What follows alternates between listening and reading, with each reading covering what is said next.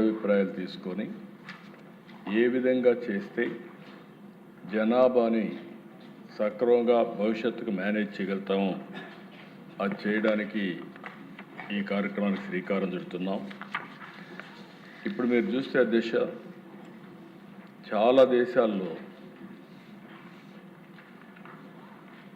Japan అయితే ఈరోజు TFR 1.2 అంటే మామూలుగా 2.1 ఉంటే రీప్లేస్మెంట్ లెవెల్ ఉంటుంది, సస్టైనబిలిటీ ఉంటుంది.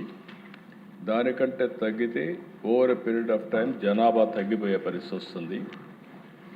2.1 కంటే ఎక్కువ ఉంటే జనాభా కొంత సర్ప్లస్గా ఉండే పరిస్థితి వస్తుంది. దీంట్లో జపాన్ ఈరోజు TFR వచ్చి 1.2, సౌత్ కొరియా 0.7, ఇటలీ 1.2. ఈ విధంగా చాలా దేశాల్లో ageing population, almost all Europe కానీ, చైనా కానీ, జపాన్ కానీ, సౌత్ కొరియా అన్ని దేశాల్లో కూడా సమస్య ఉంది. దీనివల్ల వర్క్ ఫోర్స్ కూడా తగ్గిపోతుంది. భవిష్యత్తులో ఎకనామిక్ స్టాగ్నేషన్ కూడా వచ్చే అవకాశం ఉంది. ఇంకొక పక్కన మనం ఒకసారి ఆలోచిస్తే దిశ మన దగ్గర కూడా over a period of time మొట్టమొదటిసారిగా ఏపీ పాపులేషన్ పాలసీ స్టేట్ లెవెల్లో 1997లో తీసుకొచ్చాం. నేషనల్ పాపులేషన్ పాలసీ 2000లో తీసుకొచ్చారు. ఇంకొక పక్కన ఈ రెండు చూసిన తర్వాత దిశ ఈరోజు రాష్ట్రాలకు వస్తే రాను మన రాష్ట్రంలో TFR వచ్చి 1.5కి వచ్చింది, అంటే 0.6% తగ్గింది. ఇంకొక పక్కన తమిళనాడు 1.4, మనకంటే 0.1 తక్కువ ఉంది. కేరళ 1.6 ఉంది. బీహార్ మాత్రం 3 ఉంది దిశ. ఇంకొక పక్కన దిశ ఇది ఒకసారి చూస్తే మన దగ్గర 92, 93లో 3 ఉంది. అది ఈరోజు 2025లో బీహార్లో 3 ఉంది. అంటే దగ్గర 25, అదొక 8, 33 ఏళ్ల మునుపు మన దగ్గర ఏ సిచ్యువేషన్ ఉందో ఆ సిచ్యువేషన్ బీహార్లో ఉంది ఇప్పుడు.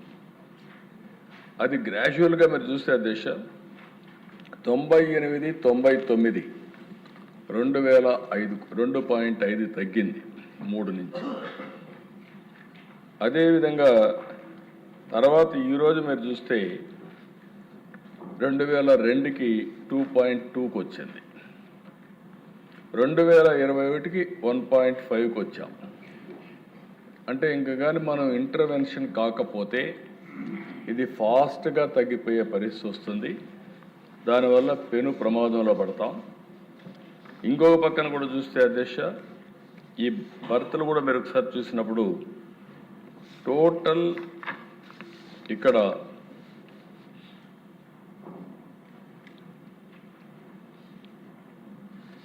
దగ్గర మన దగ్గర 6,70,000 మంది పిల్లలు పుడుతున్నారు సంవత్సరానికి 23 లెక్కల ప్రకారం.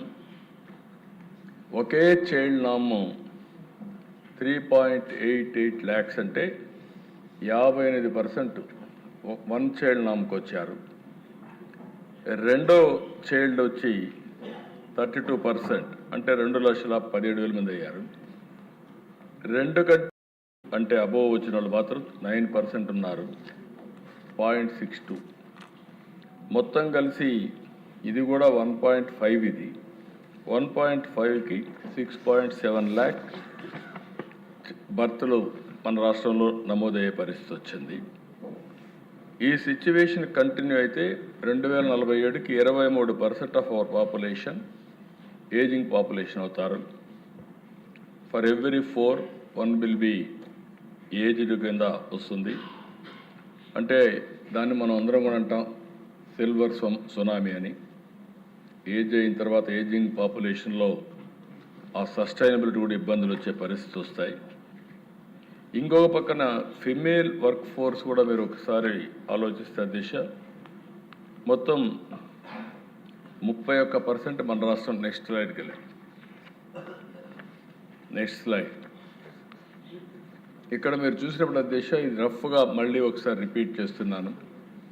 టోటల్ ఫెర్టిలిటీ రేట్ మన దగ్గర 1.5, India 2, replacement level is 2.1, median age మన దగ్గర 32.5, all India level 28.4. All India level కంటే మన దగ్గర ఏజింగ్ ఎక్కువ ఉంది. పాపులేషన్ 60+ మనం చూస్తే 10%, అది 2047కి 23% రీచ్ అవుతాం. ఫిమేల్ వర్క్ ఫోర్స్ కూడా మన దగ్గర తక్కువ ఉంది, 31%. ఆల్ ఇండియా లెవెల్లో 37% ఉంది. అంటే ఈ గ్యాప్ను ఏ విధంగా మనం ఫిలప్ చేయాలనేది మనం ఆలోచిస్తున్నాం. నెక్స్ట్, అందుకని దిశ ఇది మనం చూసినప్పుడు ఇంకొక పక్కన కొన్ని సమస్యలు కూడా, ఇక్కడే మీరు ఒకసారి చూస్తే కొన్ని సమస్యలు కూడా నేను కూడా చెప్తున్నాను. ఇది చూసిన తర్వాత పాపులేషన్ని ఏ విధంగా మనం రాబోయే రోజుల్లో పాపులేషన్ కేర్ తీసుకోవాలనుకున్నప్పుడు old era, sterilisation targets and state cohesion, new approach, population care, దీని మీద మనం ముందుకు పోతున్నాం. అదే సమయంలో 5 పిల్లర్స్ కింద 5 ప్రిన్సిపల్స్ అప్రోచ్ ఒకటి తీసుకున్నాం సైకిల్లో, లైఫ్ సైకిల్ అంతా. ఒకటి మాతృత్వ, మెటర్నల్ హెల్త్, రీప్రొడక్టివ్ కేర్. 2 శక్తి, women empowerment, work force participation. 3 నైపుణ్యం, skilled work force for a global economy, కంటిన్యూగా లైఫ్ లాంగ్ స్కిల్ అప్గ్రేడేషన్. అదే మరి క్షేమ, old age care, dignified health ageing, ఏ విధంగా వాళ్ళను కూడా ఉపయోగించుకోగలుగుతామని. ఫైనల్గా Sanjeevani digital backbone life care coordination.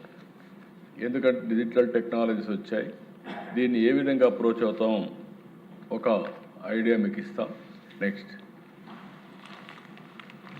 ఇక్కడ ఒకసారి